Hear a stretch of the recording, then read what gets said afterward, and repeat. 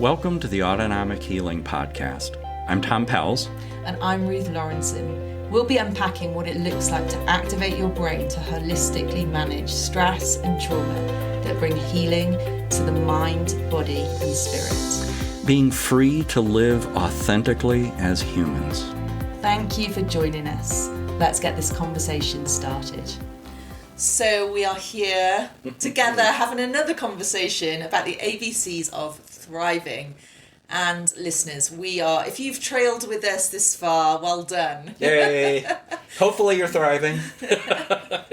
Because we're on the letter W, which obviously means that we've been in this for a while now and enjoying it. But Tom, share with us what is the letter W representing today in context of thriving? Yes. And I think when it comes to surviving or thriving, but particularly thriving, the W must be for wisdom. Yes. Because when it comes to surviving, if you lack wisdom, it's an open question whether you're even going to survive if you lack wisdom. Mm-hmm. And certainly if you lack wisdom, thriving isn't going to happen. Because thriving in many ways is a reflection of wisdom. It's just fascinating. Wisdom has been linked to overall better health, well-being, happiness, life satisfaction, and resilience. It's been studied. Wisdom is linked to better overall health. Well, of course, because if you don't have wisdom, what's your diet and exercise going to look like? And how is that going to affect your health? Well-being? Without wisdom, the lack of wisdom is a compromised well-being. Yeah. Happiness? Well, yup. If you have wisdom, you're probably going to know how to pursue what makes for happiness. Yeah. Life satisfaction, if you don't have wisdom, you're going to wind up in all sorts of compromised situations and relationships that is not going to bring life satisfaction. And resilience, the lack of wisdom just compounds the impact of stress and our capacity to deal with it. Yeah. Or lack thereof, which is what resilience is all about. So to make choices that are wise, to find solutions to problems that are wise. Yeah, I think that, this is going to be such a great conversation. And, when I was thinking, I know you mentioned this, and I knew it's funny because with these letters, sometimes, just to give you some inside knowledge, listeners, sometimes I text Tom and say, we could do this word. And most of the time you text and say this word. But I knew we were going to do this before, because it just feels how could it not be wisdom? Exactly. And also, if you go right the way back to the second episode, I think it's the second episode or third episode that we ever did, we did one called The Wisdom of the Brain, which is a really great episode, which really kind of goes into and we'll touch on that, I think, in this conversation. Have to. But this idea of wisdom, and I would imagine, Tom, that you've said that actually we need it to make choices, to problem solve, to live in a way that is going to be secure our well-being. And that's the point. When we make decisions, or when we problem solve and we haven't applied wisdom, we end up paying the price. We end up, it might even be like 10, 15 years later, we're still paying the price for a decision or a choice or a problem solve that we made without applying wisdom. And that's the point. But the opposite, when we apply wisdom, when we use wisdom to chart the course of our lives, whether that's individually or collectively, we kind of reap the benefits. We reap the benefits instead of paying the price. Yep. And so that's why this one is so crucial, I think, this topic.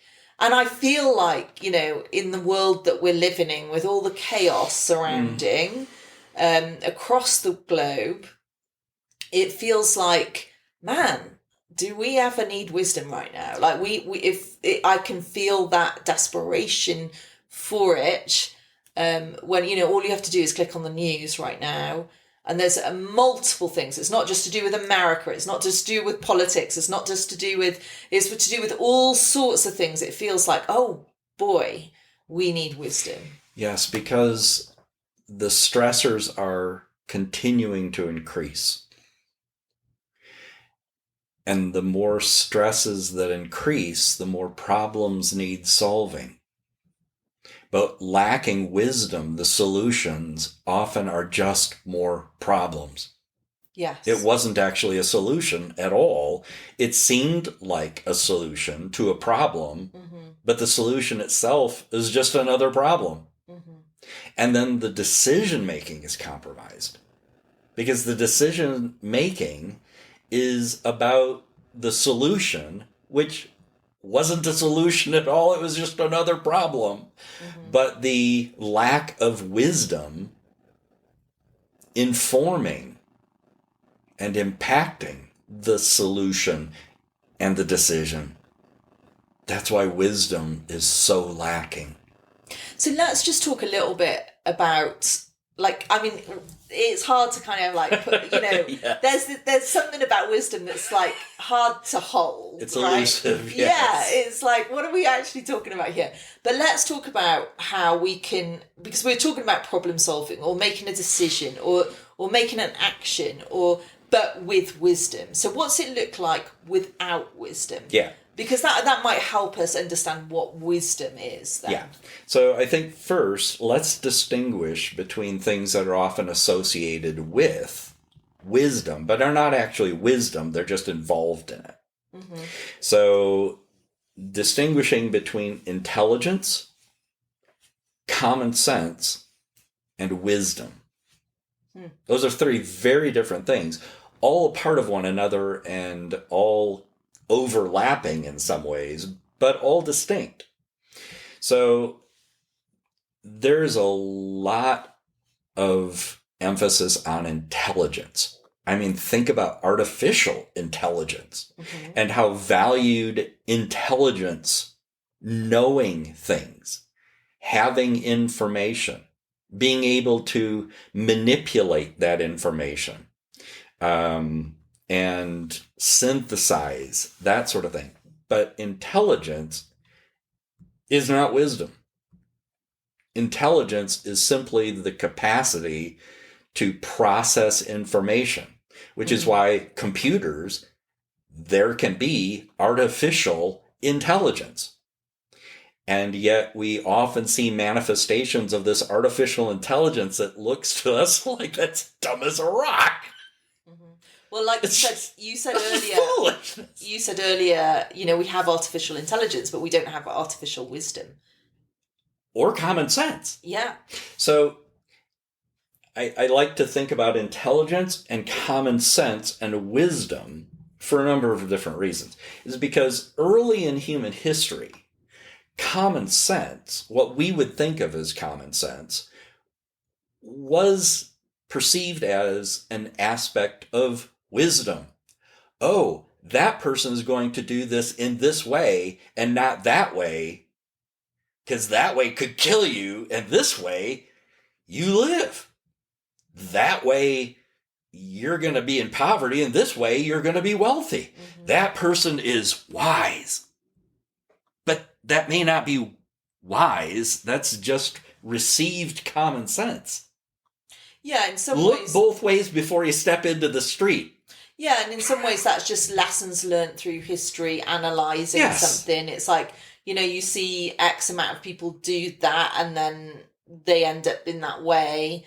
To be able to retain that information and relay it as don't do that because that will happen is more, you're right, it's more common sense. Yeah. So intelligence is the ability to acquire and apply knowledge and skills. That's why there can be artificial intelligence, which is capable of acquiring and applying knowledge and skills, actually in ways that are far beyond the capacity of any human brain. Artificial intelligence. The ability to acquire and apply knowledge and skills. And that may be one generation passing on knowledge and skills to another generation. Like a parent who teaches their child and introduces them to cooking, which never happened for me. I didn't get that knowledge. I didn't get that skills. Doesn't mean I can't acquire it. It just was not passed on. So that's intelligence. Then there's common sense. And common sense involves intelligence and knowledge and skills and that sort of thing. But common sense is more about making practical decisions, behaving in an appropriate way, and avoiding irrational mistakes. It's just common sense. And how we know that human beings have intelligence and common sense where machines don't is because machines don't have common sense. It's not a thing. Because you can add 1 and 1 and 1, and as human beings, we can somehow manage that to be 2 depending upon what the 1 and the 1 are. For example, a parent and another parent and a child, 1 and 1 and 1 isn't 3. It's one family. But to a computer, that's 3. 3 people. No, it's family. And what family can mean. And the significance of that. And the emotional bonds and connections. A computer can make no sense of that. Can have all that data, but can't synthesize that data to come to that understanding. So that's where common sense, and I maybe shared in one of our earlier podcasts, I did an AHA session with a fellow who was a brilliant authority in the area of artificial intelligence. And I asked him at the end, when he saw the wisdom of the brain to normalize stress and trauma, and I asked him, I said, so I've always had this question. Why is there artificial intelligence, but there isn't artificial common sense? And he said, because we don't know how the brain does that. Common sense reasons things out, but from an intelligence perspective, it makes no sense. But from a common sense perspective, well, that makes sense. But we don't know how the brain does that. So they can't program a computer to do that. They're actually beginning to reverse engineer to try to understand better human common sense and intelligence by comparing it to the lack of it with machines. It's a fascinating thing. It's like reverse engineering. Why can't we figure that out? Well, let's compare us to that, and then maybe we can better understand ourselves. Anyway, so then there's wisdom. So there's intelligence, the ability to acquire and apply knowledge and skills. Common sense about taking that and then making practical decisions, behaving in an appropriate way. There's so much a lack of common sense in the incivility that's happening in our world in relationships. There is no common sense in treating people poorly. It defies common sense. Yeah. Anyway, and then there's wisdom. And wisdom involves the application intelligently of that acquired and applied knowledge and skills, and making practical decisions and behaving in an appropriate way and avoiding irrational mistakes But wisdom involves the application of all of that based on reasoning and understanding and insight and a deeper understanding. So there's understanding at one level, and then there's a deeper and deepening understanding. Yeah, and I think that's wisdom is like, in some ways it's holding all of the contacts, it's holding all of the different impacts that this decision could make.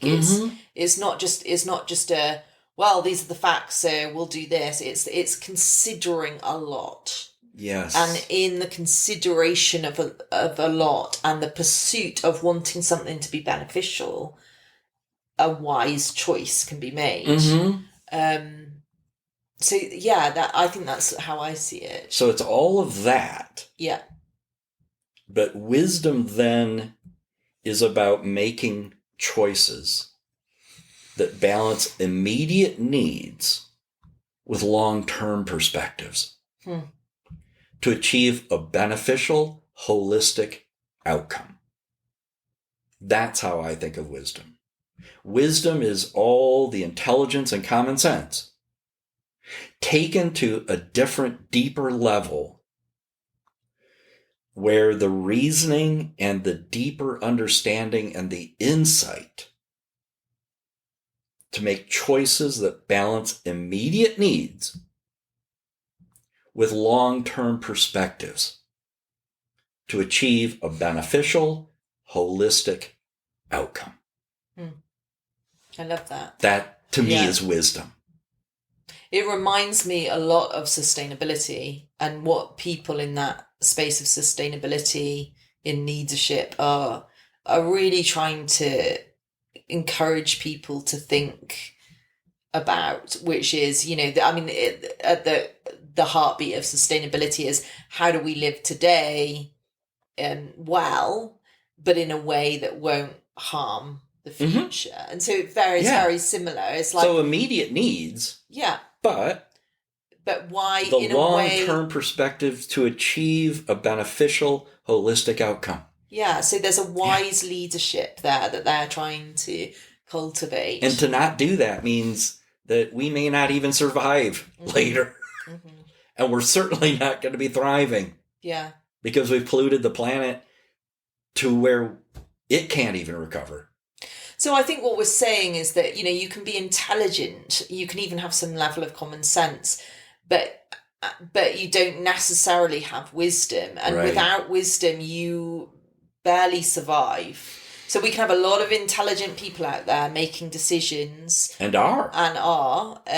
Creating all these machines and that sort of thing. But intelligence is one thing. Wisdom with that. Yeah, so I think that's the question of like, how do we know the benefits of wisdom. It safeguards a holistic well-being. It's not just a short-term thing. It's not just a selfish thing. Wisdom holds all things together.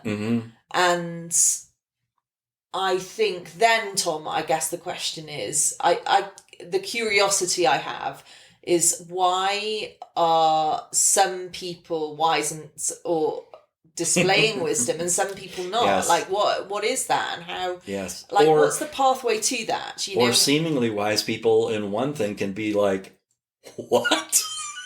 Well, it's also foolish. Interestingly enough, I know we've talked about many different spaces where we can glean what wisdom is. We've talked before we started recording. We talked about some philosophers. We talked about Jewish history, some ancient scriptures. There's one Confucius. And there's lots to draw upon with wisdom.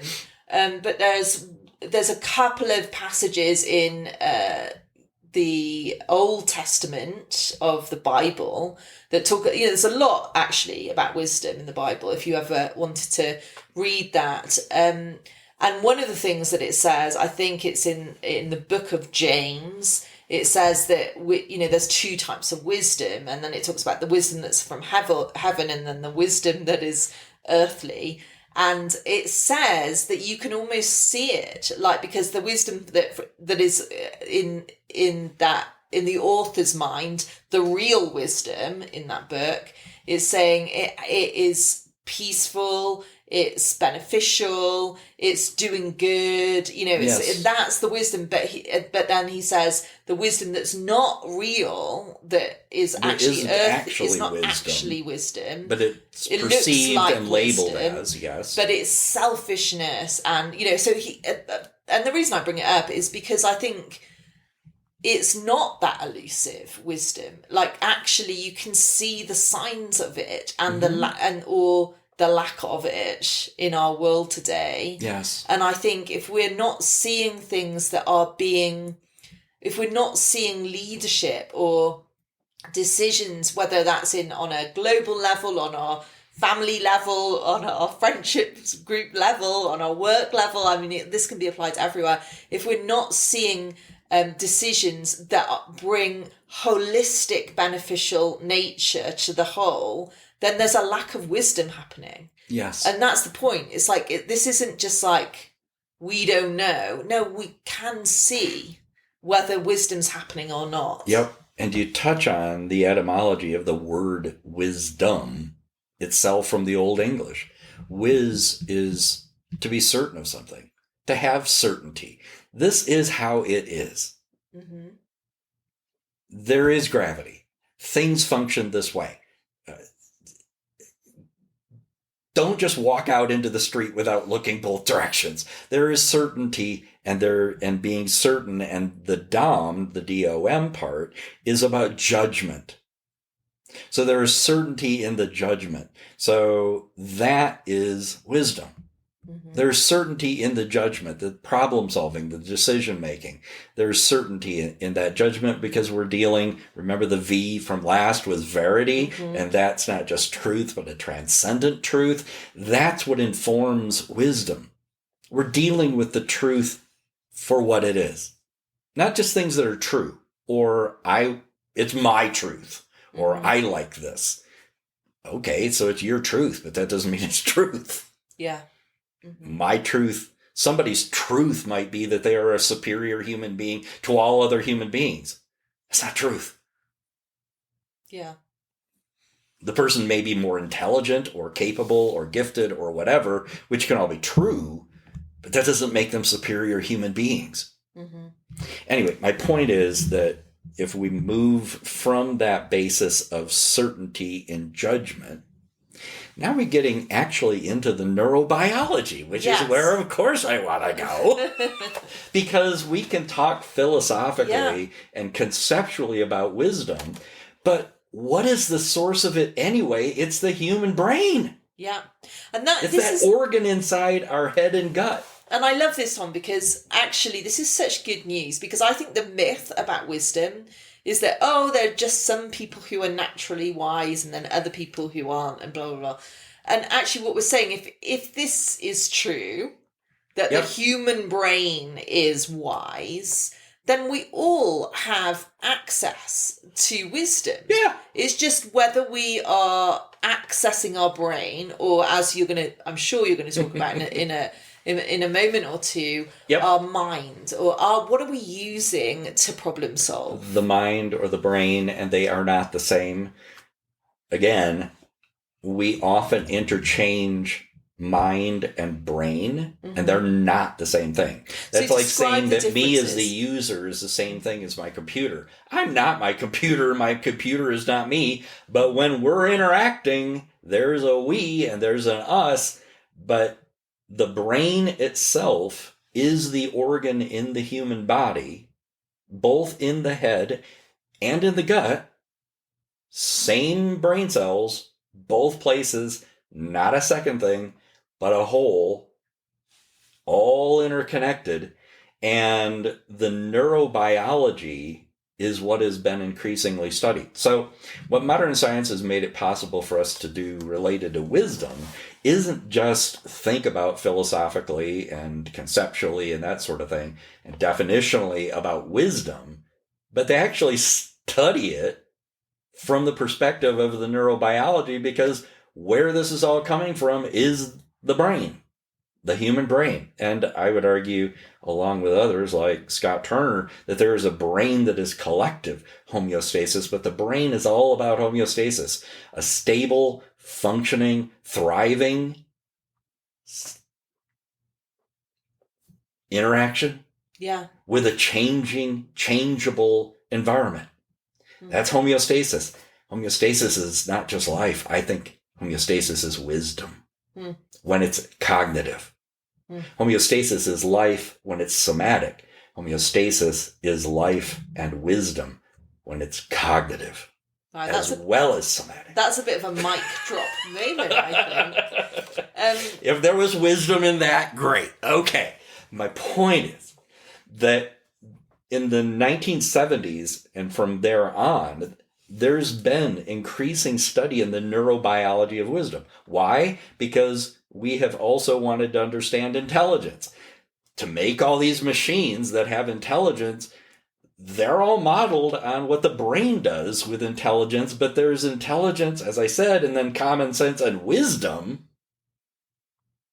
And using science and these instruments and all the rest of that, study, where is this coming from? What is the source of wisdom? How do we even have that sense of wisdom? Well, one, the human senses, for example, interoception is our awareness that we exist. How do I feel? What is happening in my body? Do I have a body? Oh, I sense I have a body. I am aware and I'm self-aware. That's interoception. That's an aspect of wisdom from a neurobiological perspective. Our human sense of consciousness. You have to have consciousness if you're going to have wisdom. If you don't even sense that you exist, you don't have intelligence, common sense, or wisdom. But if you do, what is the significance of my existence? That in part is a sensory experience. That's a part of the AHA problem solving and AHA somatic homeostasis. Without interoception, we don't have that connection to our bodies themselves, let alone to our brain and its functioning. But with it, we do, and that's where we can access that. So the neurobiology of wisdom, increasingly studied, and evidence shows that wisdom is a balance between the functioning of the prefrontal cortex and the limbic system. The limbic system is postulated, theorized, understood to be a more ancient part of our brain. The prefrontal cortex, a more developed part of our brain. Depending upon your perspectives on evolution and all that, you may throw that out or whatever. Not the point. The point is that with the prefrontal cortex, remember all that we've been talking about, intelligence, common sense, wisdom. The prefrontal cortex, the functions of that are 5. Executive control. And executive control is, think of it as I'm the captain of the ship, my body and my life are the ship, and I'm in charge of it. That's executive function. Problem solving, decision making also enter into all this. Anticipation is another aspect. What do I expect to happen? Problem solving, but anticipation has to be a part of that. And the decision making and anticipation.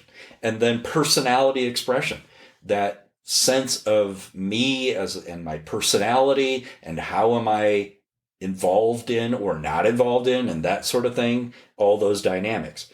So that's the prefrontal cortex, which is the part behind your forehead. And then in the middle of the skull is the limbic system. And the limbic system is responsible for emotions.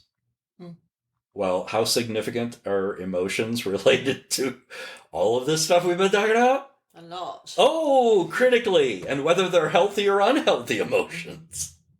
And the unhealthy emotions come from what I call seemingly rational perceptions, which are the personification of foolishness, like perfectionism or people-pleasing or control or criticism or just overly emotional reactions, all of those different perceptions and the unhealthy emotions that are associated with those perceptions. And then there's also not just emotions in the limbic system, but that's the place of memory. Mm. How significant is memory to intelligence and common sense and wisdom? Like, really important. It's a critical feature of it. And not just emotions and memory, but the limbic system is about emotions, memory, and learning. Learning is critical for all three of those: intelligence, common sense, and wisdom. Wow. Yeah. Learning. As Epicurus, let no one be slow to seek wisdom when they are young, nor weary in the search of it when they have grown old. For no age is too early or too late for the health of the soul. I love that quote about wisdom. Yeah. Let no one be slow to seek wisdom when they are young, nor weary in the search of it when they are old. For no age is too early or too late for the health of the soul. Yeah, so we are body, mind, and spirit / soul, and that's a whole different conversation. Anyway, back to the brain. Because all of this thinking and cognition about wisdom and intelligence and common sense is a function of our own brains. It's so helpful. Not the mind. Yeah, I think the mind's the user of the brain. This is so helpful, Tom. And I think when I think if you spoke to someone who didn't know anything about neurobiology and just went, well, the brain's wise, they could go, well, yeah, whatever. But when you explain the functions of the prefrontal cortex and the limbic system, so what were they the prefrontal cortex? Yep. So the 5 with the prefrontal cortex, executive function. Yeah. Anticipation. What do I expect to happen? What do I think can happen? Personality expression. Because the way we think about things is our personality. Problem solving and decision making. And then all of those 5 are interplaying with the limbic system. Yep. Which is emotions, memory, learning, motivation, and stress response. Wow. So, this is what I'm... Both flight or fight. Yeah. By the amygdala sending a message by the way of the hypothalamus, or into the sympathetic, or the hypothalamus when the sense to perceive threat's not there, sending another message into the parasympathetic and homeostasis, and rest, recover, relax, digest. Yeah. The limbic system controls that. Which is amazing. I mean, that could be almost another episode. But the point is that the prefrontal cortex and the limbic system are interacting, correct? Mm-hmm. And that is all of that mixture of all of those things is wisdom. And when you think about, for me, when I think about intelligence, that seems so, yes, it's hard to find intelligence. You need to go and know stuff. You need to apply yourself. But it seems very simplistic compared to the neurobiology of all of those things that are going on. The fact that our emotions are important in wisdom. That's what you're not going to get with AI. The fact that our memory is... Not unhealthy ones. Yes, our memory is, and then our... decision making, the learning, the problem solving, all of these things are interplaying for us to make wise decisions, wise problem solvers. It totally makes sense to me. And when they are in balance, the prefrontal cortex with the limbic system, in a healthy way. In a healthy way, when they are in balance, that's wisdom. And let's just go back because And I got one more part. But go ahead, yes. But just because I know we swept across it a little bit, but the point is the limbic system, is this correct? It can be in fight or flight Oh, yes. Or The amygdala decides, danger, Will Robinson, danger, danger, where it may not even exist at all because we're making it up with our own minds. yeah, so basically the limbic system needs to be in the parasympathetic space. Yes, we want it to.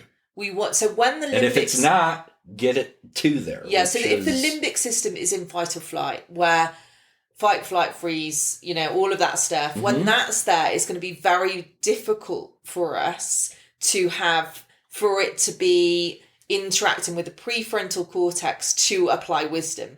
But when we get the limbic system back into the parasympathetic, which is rest, recover, what was it all again? Rest, recover, relax, digest. And digest. That's how we're meant to be. That feeds back into.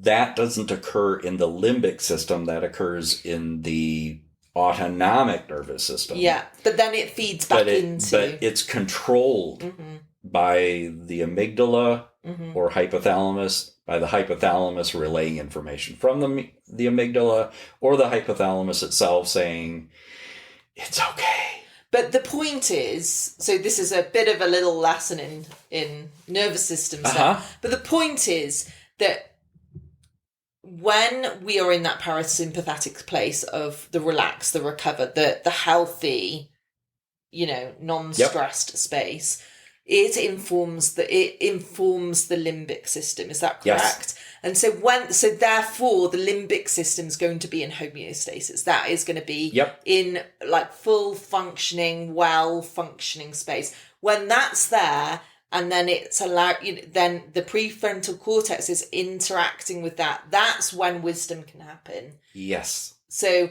the reason I'm saying that manifest is wisdom. Because actually there is a point of the somatic homeostasis that needs to be set in place before we can actually problem solve. If we are fighting, it in step with the cognitive. Yeah. Yes. Mm-hmm. Okay, say one more thing. Then the last piece of this is the third part of the autonomic nervous system, which is the enteric nervous system. That's the part of those brain cells, glial cells, and neurons that are in your gut, same as they're in your skull. And the enteric nervous system is survive and thrive. And it informs and influences the sympathetic and parasympathetic. So where the limbic system, by way of the hypothalamus or the amygdala and hypothalamus, is influencing and impacting the sympathetic flight or fight and the parasympathetic rest, relax, recover, digest, it's the third part of the autonomic nervous system itself, that part of the brain that is in your gut with all its brain cells, that is survive and thrive and informs the sympathetic and parasympathetic on how to get along. Mm-hmm. That's not coming from the limbic system. That's coming from the enteric nervous system. Mm. How to get the sympathetic and parasympathetic to get along. That's not the limbic system. That's not the prefrontal cortex. Mm. That's the enteric nervous system. And that's why we even attribute intuition, which is a part of wisdom, to the gut. I have this intuition. I feel it in my gut. That's why. Because it's the enteric. So I would say that as far as where the neurobiology has focused on the balance of the prefrontal cortex with the limbic system, it's actually the triumvirate of the prefrontal cortex, the limbic system, and the enteric nervous system, and the three of those in harmony. Working in homeostasis. Which is wisdom, which is why the brain has a wisdom that can inform the mind, but the mind in and of itself does not have. Amazing. Well, I think we've given our listeners quite a lot to really think about, and there's a lot there, but brilliant, I think, and so helpful. And there is a way Part of the AHA protocol that we do is to access that, is to... Yep. So, and if you want to hear more about that, go back. We'll be talking about that after we finish the ABCs of Thriving. We actually are going to get more back into some of the nuts and bolts of autonomic homeostasis activation, which is what our protocol is, where you can actually access the brain, and you can, access the brain to problem solve and do the things that we're talking about. To bring wisdom and well-being, because there is no well-being without wisdom, and there is no wisdom without well-being, and to bring that into body, mind, and spirit. And the brain is the source of that. Yeah. Well, thanks, Tom. I can't wait for our next episode. X. Which is X. I have some thoughts, but I haven't made a final conclusion. We're not going to talk about Twitter or anything like that. But, no, and X-rays and... no, I'm not sure quite yet, but it'll come to me. Yes, okay. Well, thank you, and we'll see you next time. You've been listening to the Autonomic Healing Podcast. Join us next time as we continue in our conversations with Tom. If you're interested in pursuing your own autonomic healing journey and want to find a practitioner, visit our website, innerworkings.org. See you at the next episode.